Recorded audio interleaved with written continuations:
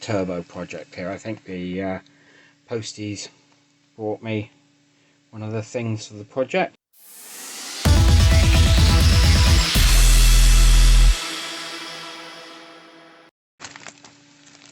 Sure enough, looks like a solenoid in there. Kind of having a little read up on reviews and looking at other boost controllers and things. These Mac valves seem to be the ones. They're about double the price of the kind of cheapies on eBay, but I don't really want to take any risk with it failing. Although part of the design, I will do it so that if this does fail, it should fail safe. That being that it will fail open to air, so that the boost just stays at the spring pressure. We don't go into a massive overboost, which is not good news for anything. We're now a few days on from the last bit of videoing I did. Hopefully I can edit this all together. So I bought one of these eBoost 2s, as you can probably see from the condition. I bought a second-hand one for bargain price.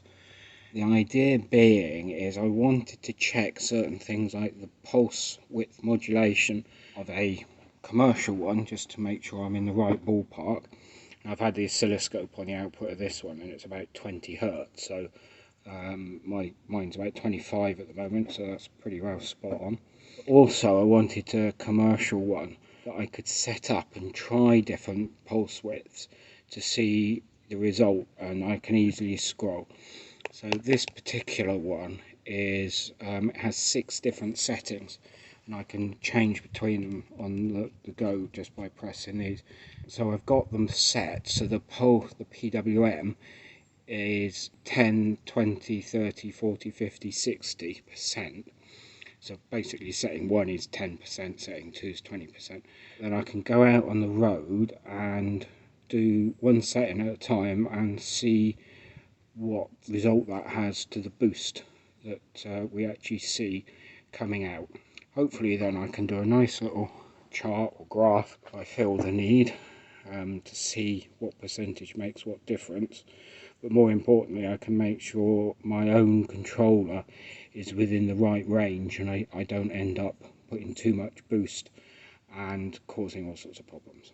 So I'm just going to connect this up. It's going to be a fairly basic lash up, just because hopefully I can just use it this once and then that should be it. Okay, so when I did the little intro to this bit, I said it would be a bit of a lash up, but I didn't realise I had no spare vacuum hose T-pieces, so it's even more of a lash up than I expected.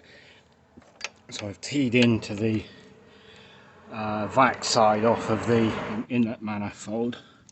I had to use 3 different sizes of hoses and rammed hoses onto T-pieces that are far too big. But this is only going to be hopefully 20-30 miles of driving. So we've got a solenoid here. I've even had to do the power. I put a cigarette, I thought I'd just run it off the cigarette lighter, powering it up. And we have tubes over here and the boost controller. So I will just get my gaffer tape out and a few cable ties just to make this not quite as bad as it currently is. But I've got to say, you know, I've bodged things before, but this is even going to a level of bodgery that I don't think I've gone into this level before. It might seem a bit daft with turbo stuff bodging to this degree. I suppose it is a bit, and I think again it's an ADHD thing that I'm impatient. The T-pieces I've ordered haven't arrived yet. Resin for the exhaust project hasn't arrived yet. And I'm itching to do something, so I've lashed it up. But the bottom line is if all this stops working, it's venting to air anyway, so basically it just means we're on spring pressure of 1/4 bar. It's not going to suddenly start going into mega boost and causing issues. So applying a bit of gaffer tape and a load of cable ties. Instead of being bodgy, it now looks like a total factory fit. Maybe not. That thing isn't actually flashing, that's only on the camera. But it is dim. I've got to say, the eBoost 2 thing, it's LED, so it's I mean, they've been knocking around. I know this is second-hand one, but I think they're the same as new. They're very old technology. Maybe that screen's bright enough in a tin top, but you know, what are we? We're nearly November on an overcast day, and those LEDs are bloody hard to see. Anyway, I'm going to take this out for a bit of a drive now.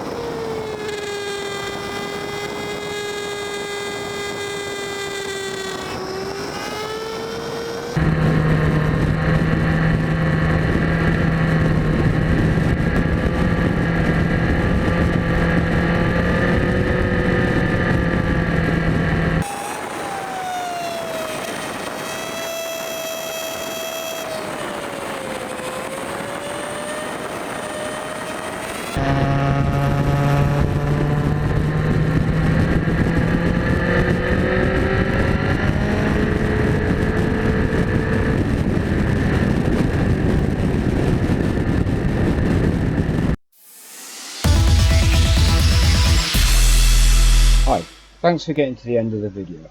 If you're not already subscribed, please do so now.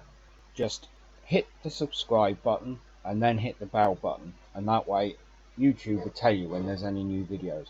We've got some big plans ahead for the channel, including possibly a car build from scratch.